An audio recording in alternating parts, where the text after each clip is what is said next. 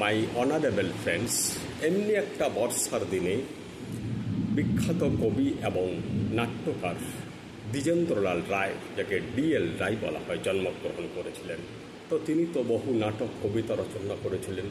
মেবার পতন, সিরাজউদ্দৌলা এইসব নাটক তিনি রচনা করেছিলেন। ধনধান্য পুষ্প ভরা আমাদের এই বসুন্ধরা, তাহার মাঝে আছে দেশে সকল দেশে সেরা। তিনি একজন বিখ্যাত কবি। তো এখানে আরেকটা ব্যাপার আমি বলছি যে রবীন্দ্রনাথের তিনি একজন উগ্র সমালোচক ছিলেন।